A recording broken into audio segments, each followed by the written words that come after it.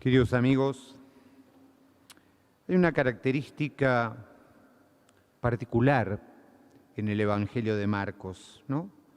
Una característica que está centrada en algo que teológicamente se llama el secreto mesiánico, que es justamente esa discreción de Jesús a dar a conocer su mesianismo.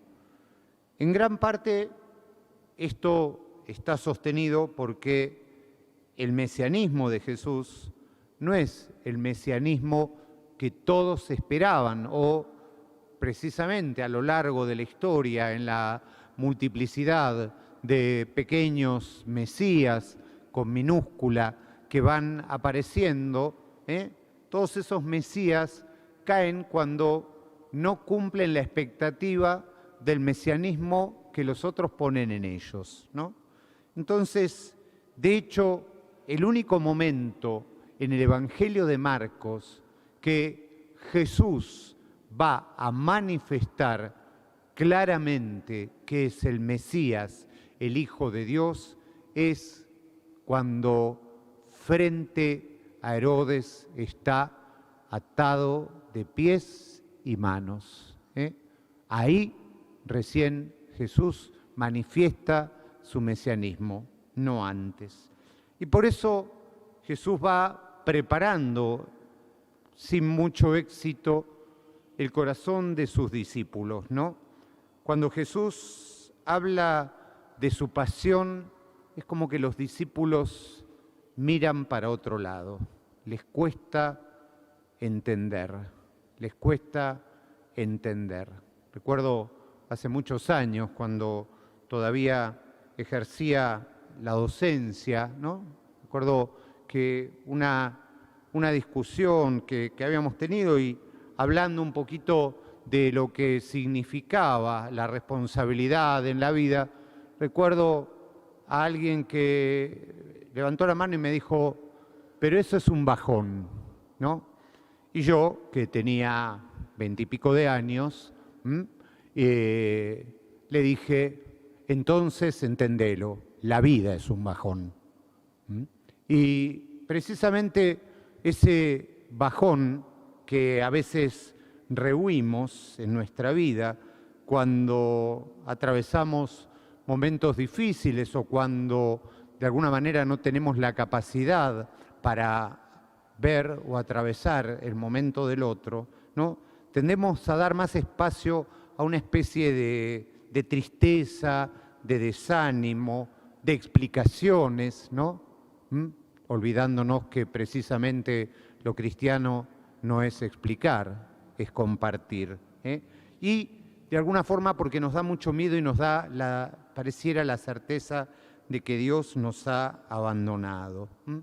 Por eso, en tiempos de oscuridad, y vaya si esta es una época de oscuridad, un cambio epocal donde hay un montón de cosas. El otro día hay un filósofo joven, un filósofo alemán que se llama Marcus, ¿no? Y él habla de que estamos atravesando la posmodernidad. Es como variaciones sobre el mismo tema, pero que en realidad nadie sabe decirle o nadie sabe encontrarle. Simplemente nos vemos sujetos a los efectos de todo este tiempo. La falta de verdad, la falta a veces de justicia, la falta de empatía, la falta de paz, la falta de solidaridad. Entonces, justamente ahí podríamos unirnos a esto que hoy nos daba el libro de la sabiduría. Dicen los impíos. ¿Quién es el impío? ¿Quién es el impío? La piedad y la impiedad tiene que ver con la humanidad. El impío no es el que no tiene fe. El impío es el que no tiene humanidad. El que no ha perdido la humanidad y ha hecho aún de la fe un mohín vacío, una estrategia. Una estrategia previamente calculada. Dice el impío: tendamos trampas al justo porque nos molesta y se opone a nuestra manera de obrar. Nos echa en cara las transgresiones a la ley y nos reprocha la falta contra la enseñanza recibida. ¿Cuál es justamente el problema del justo? Es que es una persona con humanidad. Es una persona con humanidad. Y sin hablar, desenmascara la estrategia del otro. Entonces, el texto de la sabiduría describe profundamente los rasgos de la maldad humana con increíble realismo. El justo es puesto a prueba solo porque su comportamiento molesta. La persona impía es una persona a veces desfavorecida que cree que puede solucionar los problemas de la vida eliminando todo aquello que le molesta, que actúa como un espejo frente a él. También, justamente, de hecho, Jesús tiene este texto de la sabiduría que se refleja en el Evangelio de Marcos, ¿no?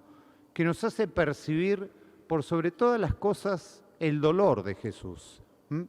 Todo el camino que venimos haciendo en este año a través del Evangelio, recuerden todo lo que significó el capítulo 6 del Evangelio de Juan, ¿se acuerdan? Eso que empezó como con la alegría del compartir el pan, de la multiplicación de los panes, después Jesús que fue clarificando cómo era ese tema de comer el pan, comer la carne, beber su sangre, beber el cáliz, que la gente ya empezó, qué duro que es este lenguaje, qué bajón, ¿no? Diría. Y esto es un bajón y se empezaron a ir. Bueno, ahora desde Marcos nos pasa un poquito lo mismo. Por eso nos dice que, ¿cuál es la reacción de los discípulos? ¿Cuál es la reacción de los discípulos ante lo que Jesús plantea? La reacción es muy simple. Bueno, ¿quién toma la posta? ¿Quién sigue a cargo? Eso es lo que estaban los discípulos armando. Jesús les dice, el Hijo del Hombre va a ser condenado, va a ser muerto, va a resucitar. Eso no les queda tan en claro. Pero sí les queda claro, en su esquema les queda claro que Jesús no va a estar. Entonces alguien tiene que tomar la posta, alguien tiene que comandar, alguien tiene que liderar. Y entonces, justamente en el momento en que el maestro comparte su dolor por su muerte inminente, los discípulos comienzan a pensar quién podrá reemplazarlo. Eso es impiedad. La inhumanidad se expresa de muchas maneras. En los discípulos, en ellos, pero también en nosotros, intentan demostrar quién es el más capacitado para sustituir al maestro que prontamente puede ser asesinado. Entonces, justamente en este crecimiento que a veces tenemos en la vida, de ver quién es el más grande, a veces en apariencias de enorme humildad, Jesús hoy nos muestra con un gesto todo.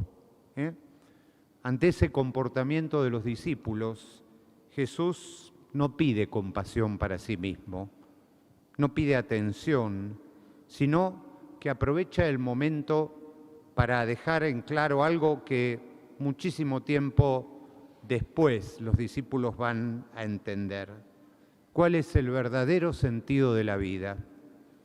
El tomar, en este caso, a un niño y abrazarlo. Un abrazo es algo en lo que huelgan las palabras. Es simplemente hacerle sentir al otro parte de nuestra humanidad, que en nuestra vida también fluye sangre, también necesitamos cosas. Por eso ese niño representa a todos aquellos que nos rodean y que habitualmente, o no, vemos como adversarios, ¿eh? En realidad, si lo miramos con más detenimiento, vamos a ver que todos somos niños dignos de acogidas. Sabemos bien hoy que detrás de un adulto violento y agresivo hay un niño que nunca ha sido abrazado. Por eso Jesús nos invita a transformar esa mirada sobre nosotros mismos y sobre los demás. No nos pide competir, no nos pide estrategia, pero justamente lo que Jesús nos pide es que sepamos reconocer y ganar, en definitiva, humanidad en este tiempo de impiedad.